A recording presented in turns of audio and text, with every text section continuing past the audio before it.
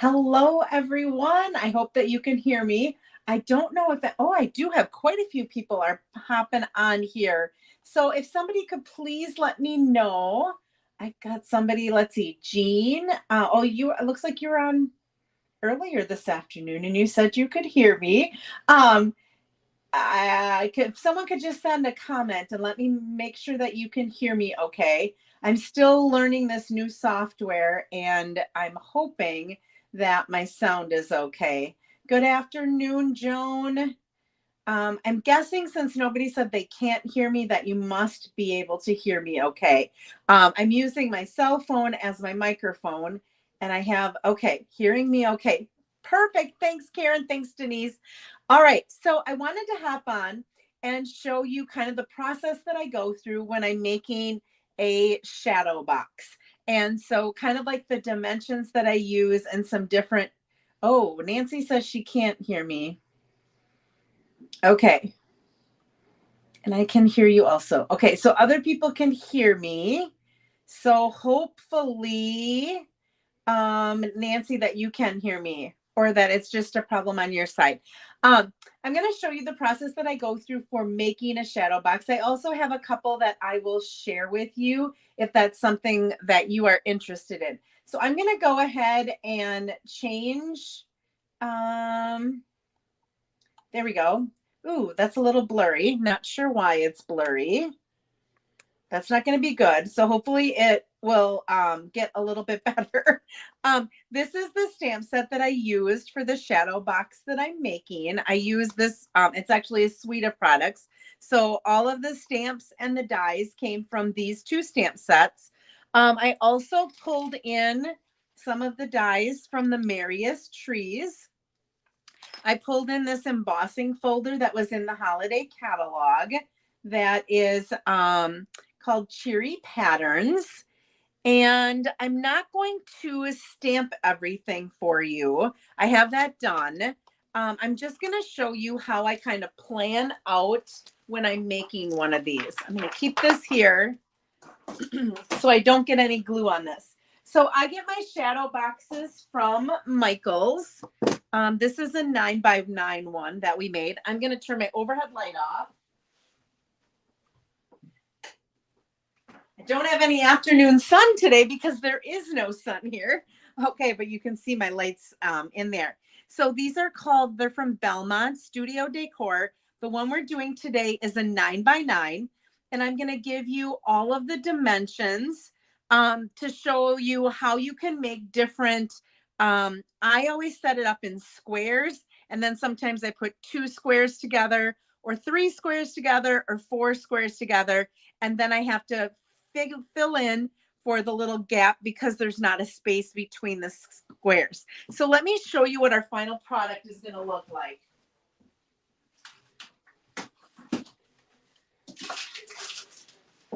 All right, so this is what I ended up making, and I think I showed this before.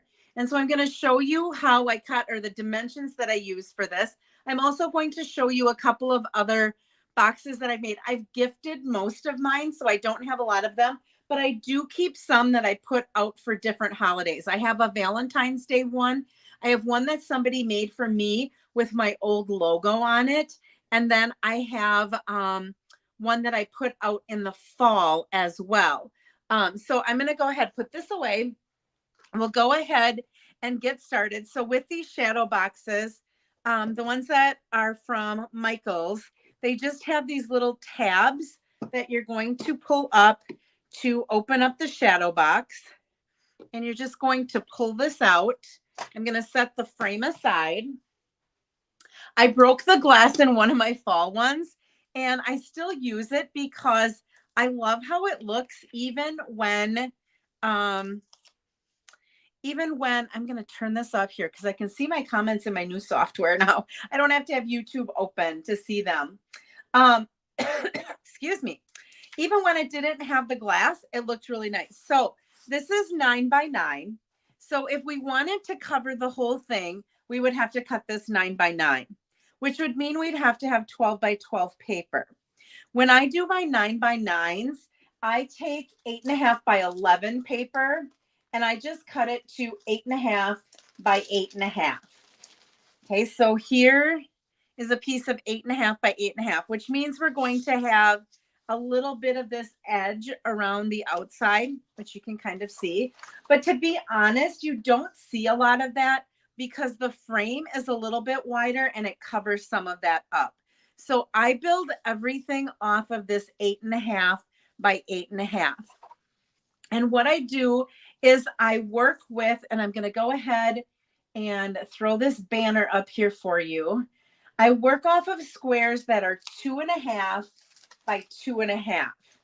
And that's kind of like my basis. And then if I put multiple ones together, then I cover. So this is 2.5 by 2.5. And this one right here, let me get all my pieces out. I stamped everything ahead of time and cut everything ahead of time. So these are some 2.5 by 2.5. And I should have an old olive one here. That's 2.5 by 2.5. Now, if you wanted to do all squares, what you would do is you would cut 3 for each one of the rows. And then you would have 3 here and you would have 3 of them here. So you could make this so that you have 9 2.5 by 2.5 inch squares. Okay, that's not what I did for this one. I wanted to mix it up a little bit. And what I did was I wanted to put in one section, I wanted to have a wider section. So I wanted 2 of them, but that threw off my spaces. So 2.5 plus 2.5 would be 5, but I have to cover for that 1/4 of an inch that is a space.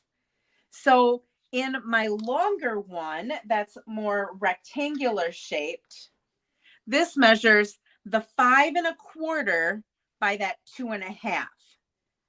Okay, so that one is going to be 2.5 by 5.25 because it's the 2 squares put together, which would be the 5, plus I added 1/4 of an inch for the part, which would be that space that is between them when they're sitting on there.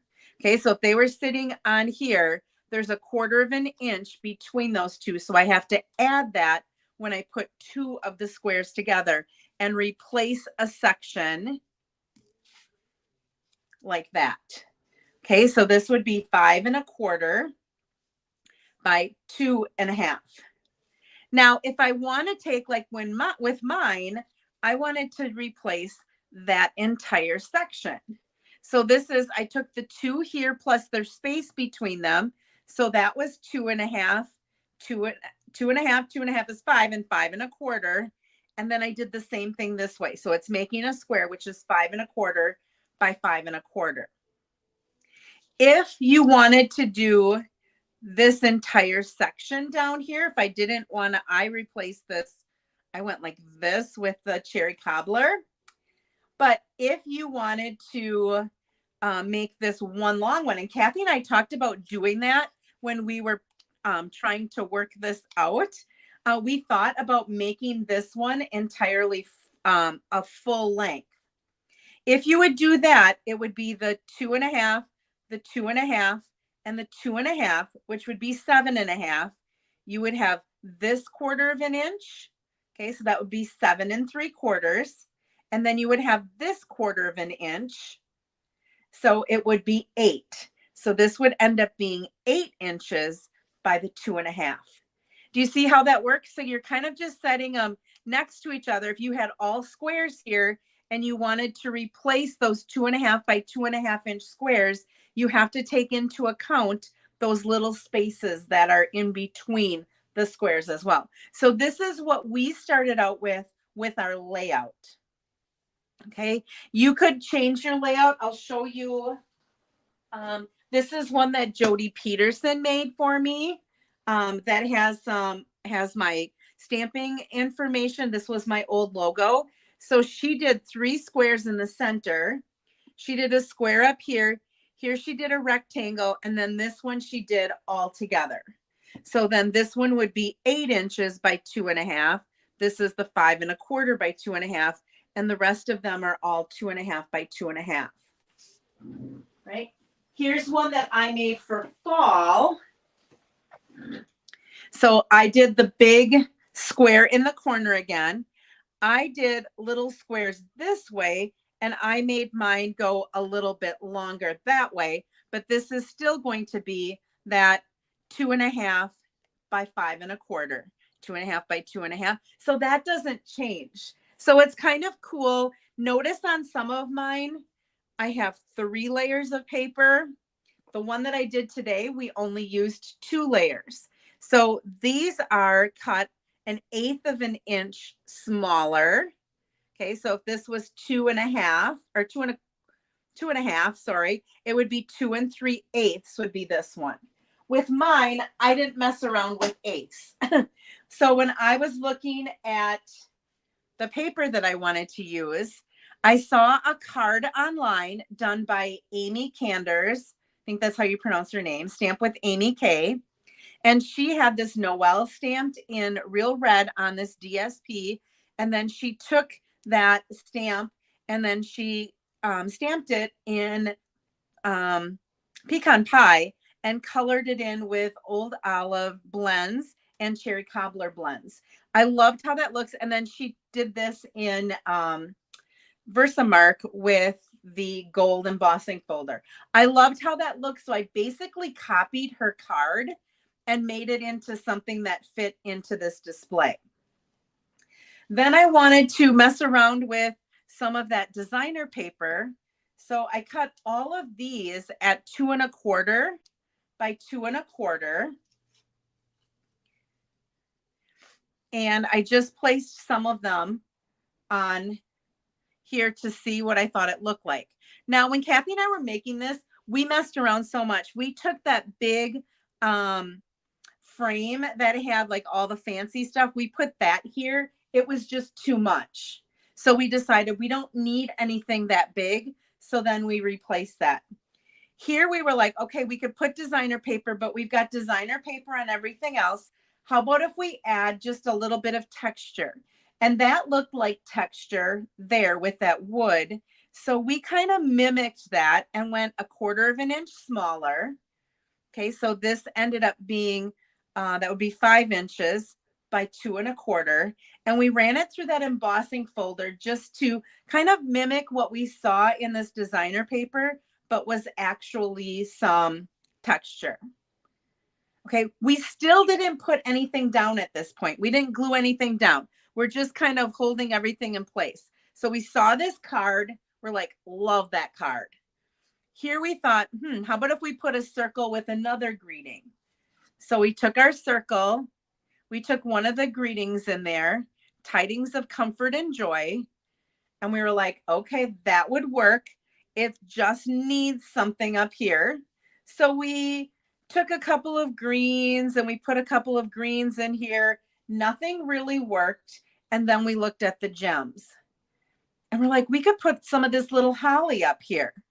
So we're kind of setting that aside and thinking, okay, we're going to do that. We cut a whole bunch of these little branches to kind of mess around and see what looked nice. We eventually decided upon, and we just kind of laid all of this in here. Went like that. And we've got some green in there. Okay. And we're like, okay, we're going to copy this, but we're going to stamp it and cut it out. And we're going to lay it right in there with that. And we liked how that looked for the most part, but we're like, it needs something else. So there was this label that was in one of the dies. And there was this saying that said, making spirits bright. And rather than having to emboss that in white, we decided to just stamp it on white. And then we cut around it. And we thought that looked pretty good there. So we thought we were all set. And we thought, this is it. This is how we're going to do it. Maybe we'll put a little bit of ribbon here, like tie a ribbon around here, because we could put like a bow right there if we wanted to. We could do a whole lot of things. And then we decided, what about these little trees. So we cut out the trees from the merriest trees and we embossed them to give it a little more texture. We wanted to pick an embossing folder that went along okay with that. This is from our online exclusives. So we thought that looked pretty nice. And then to match this gold that's in there, how about if we give it a gold star? Now, this did not go together as fast as I just told you this. We laid things, excuse me, on top of here. We had ribbons on top of there. I had a whole little baggie like this filled with things that I had cut. We had, oh gosh, we had old olive branches like this, and we were sticking things in there, trying to figure out what we wanted to use. And we just played around until at one point we're like, I think that's it. I think I like it the way that it is right now. And when we liked it, it was already laid out on our platform like this. So we just kept it laid out like that. And this is what I usually do too. I made one a couple of years ago with some snowmen on it.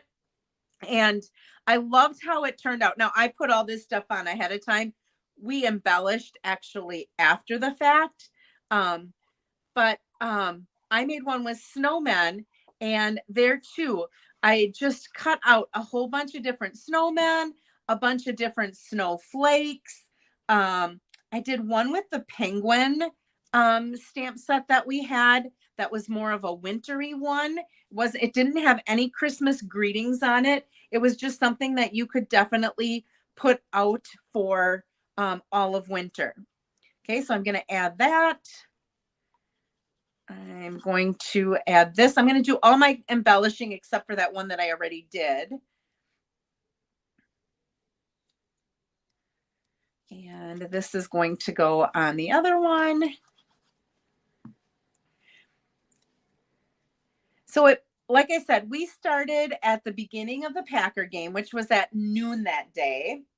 And the Packers were not doing very well, and neither were we. We started with, I think we started with a real red background, and then we were putting like a gold frame with the Noel in the center. And it was just starting to get to be just a little too much. And so we were looking through, we went to Pinterest, I think, and we were looking for all different cards with this set. And we ran across Amy's, and both of us, I said, I have that saved in my Pinterest. I love that card. And so we said, well, what if we stamped it and made it into a square? And that's actually the first piece that we got down, was that piece.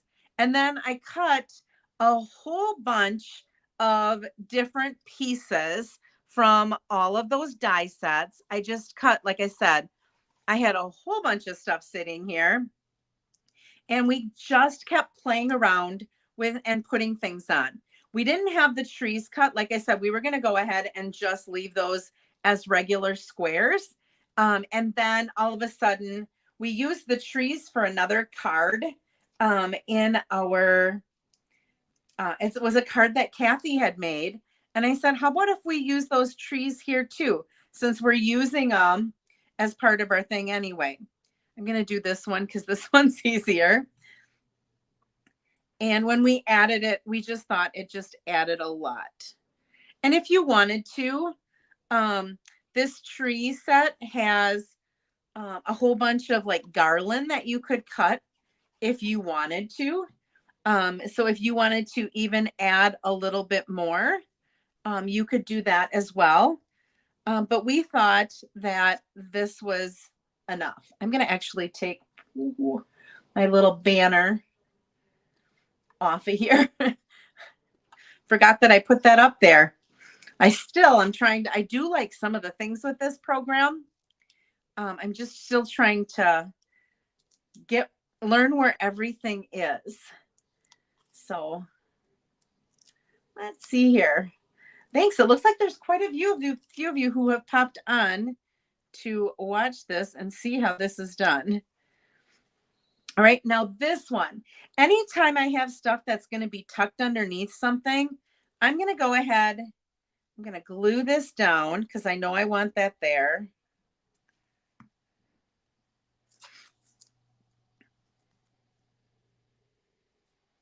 Whoops. And I'm using the liquid glue because that has a little bit of wiggle room. Okay, I'm going to pick this up. I know I want it there. Nobody's going to see if I throw Scotch tape underneath here because it's all going to be hidden by this. So all I do is I take a little bit of Scotch tape, and it doesn't matter that these aren't glued down up here because this is going in a frame. So nobody's going to see that that just has a whole bunch of Scotch tape on it. Okay, so it's got Scotch tape on it. I'm going to go ahead and glue this down. It's not like a card. Well, if this were on a card, you wouldn't see it either. I use Scotch tape a lot when I know things are going to be hidden. And then this I'm just going to throw up on some dimensionals. This had a little bit of dimension in it. You just have to make sure you don't put too much dimension, that it stays in your shadow box and your shadow box can close. That's the biggest thing. I am going to be making a nativity one. I bought one from another demonstrator. I'm hoping to make it sometime this week. And I'll show you what it looks like when I have it complete. Kathy and I were going to make it together. We're just trying to find a time when we can all get together. And I think Denise was on here before. And I told Denise if she wanted to come too. I know her mom loved that nativity set. And basically what it is it's a 12 by 12 and it uses the DSP as your background. And I think, I don't know if Jay was on here, but Jay made a beautiful one with the nativity set. But this one has battery operated lights that you weave through it. And in order to weave it, you have to have enough dimension. And so the way that she created dimension was that, and I'm going to stand up so I can get this even here. The way that she created dimension is she made like a spacer. So she took, let's see if I have a piece. I have a little piece of cardstock here. Let me see if I can. You would have to score it, but she basically scored it. This is just folding it, not scoring it, but she folded it so that it would make, this is a triangle. It would need one more fold in here so that it would be like a rectangle. And then what she did was she glued this on the part of the paper that she was putting on the top, glued this on the part that was on the bottom, and then she was able to weave the lights through here as she was standing the stuff up. It's I can't wait. I watched the video, so I have an idea of what I'm doing. And now I just have to actually make it. I don't have any 12 by 12 frames at my house right now. I have to run to Michael's and get some. I think I should have had this down a little bit and over to the right a little bit, but it's all going to work out. Because these are all squares, you just want to then line this up here. And we'll put this one in the corner so I can line it up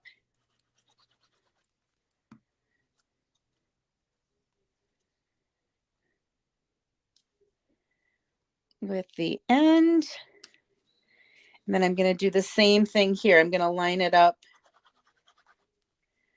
along the bottom and top here, and then along that side. Okay, so just like that, all of those pieces got glued down.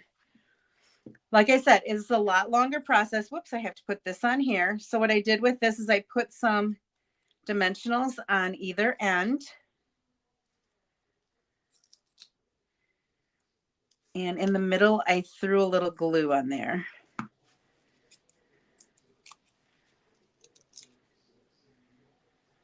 You have lots of dimensional back sitting here.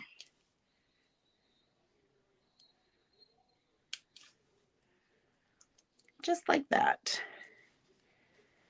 Okay, so then we wanted to decorate it up just a little bit. So I'm putting some of the holly up here. Adds a little bit more bling. We added some of the neutral sequins right there. And then everyone who attended got a spool of this ribbon along with a pack of these dimensionals. And so we thought it would be nice to throw a ribbon on here as well. So we kind of filled in this little bit of space that we saw down in the corner there. And that's how we came up with our layout. So again, 2.5 by 2.5 is the basis for everything. If you put 2 together, it would be 5, but you have to add 1/4 for that space that's in between.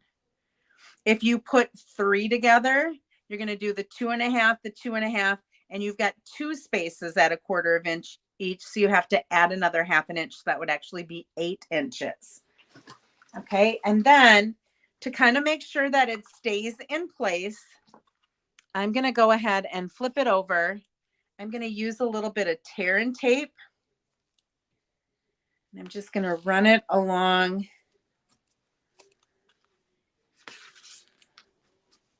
the horizontal here.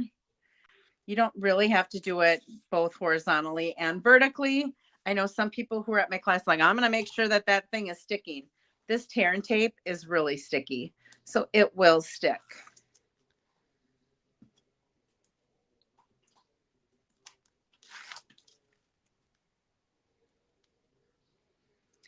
And pull that all off. I always like to make sure that my little hanging thing is at the top in case somebody wants to hang it on a wall instead of just standing it up. And then I want an equal distance of the white showing, or that background showing, all the way around if I can. And then I'm going to take my frame, flip it upside down.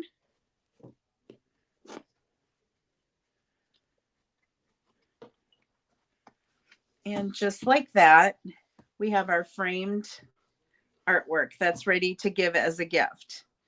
Now, for how I did this, if you wanted to copy this, this was stamped in cherry cobbler. I stamped it and I let it dry for a while. While it was drying, I stamped the pecan pie, this branch and this one, and I colored those in. Then once all of that was done, I still wanted to make sure that my ink was dry. So I took my embossing buddy, this little, it's filled with powder. It's like a static cling thing so that your stuff, your gold embossing powder does not stick to that ink. So I went ahead and I stamped the Joyous in Versamark, put the gold embossing powder on it and heated it up. Okay, so that's how I did that. The rest of it is just stamped regular. Here I just fussy cut around the words. Right? So this was 1 9x9. Like I said, here's another kind of version of it with a square one. Here, instead of going 1/4 of an inch, I went 1/8 of an inch and 1/8 of an inch. Here I just tied some ribbon. With this one, instead of going long, I needed to go tall because of the tall coneflower that was there. And then here I did a little bit of embossing and heat embossing along with some inking. So I always put this one out for fall on my coffee table. And then this one, like I said, this one's always in my office. I got that as a gift.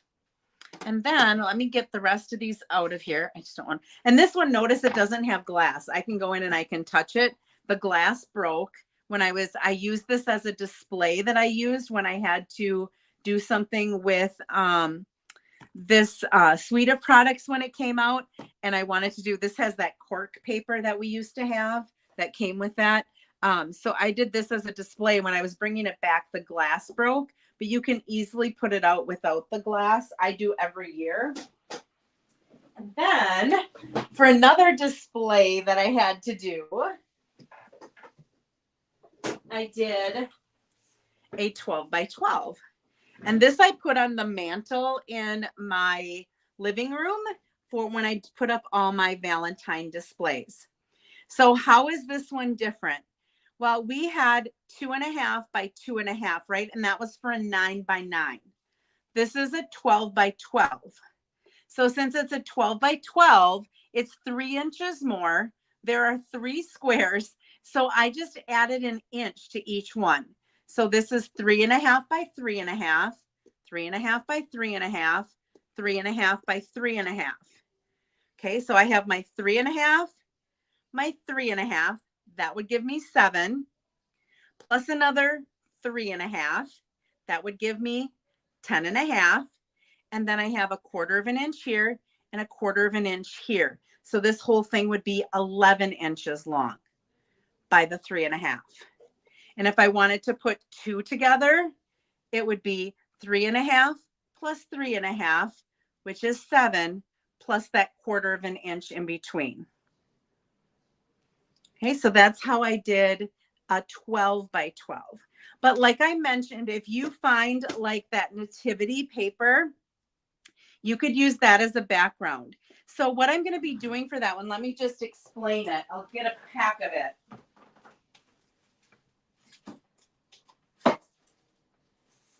Okay. Here's a pack of the paper. So I watched her video. So I have a rough idea of what I'm going to be doing.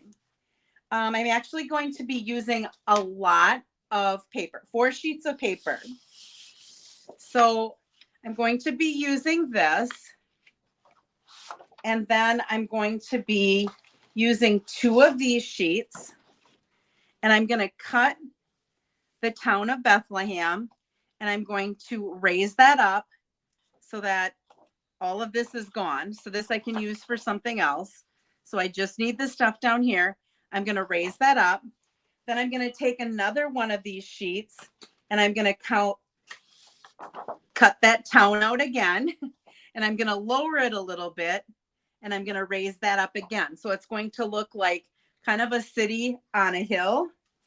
And then I'm going to take one of these sheets and we're going to raise some of this up in there so that we have this here, but then I also have another raised image of it.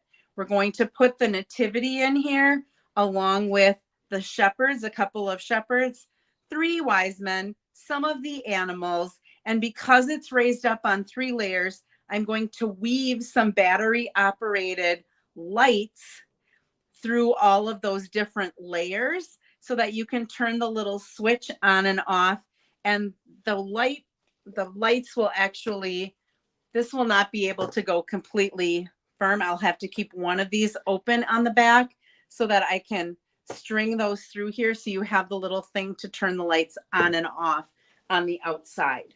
It's going to be a little bit tricky. Hopefully I can do it. I am making that for my aunts who are nuns and at the convent, because I figured that would be something that they could put up in their rooms, since they're kind of like in dorm room, like their rooms are like little dorm rooms kind of, that it could be something that they could put up and turn on at night if they're in there watching TV or working on their computers or doing whatever. So that is how you make, and I'm back. Let me hide this one.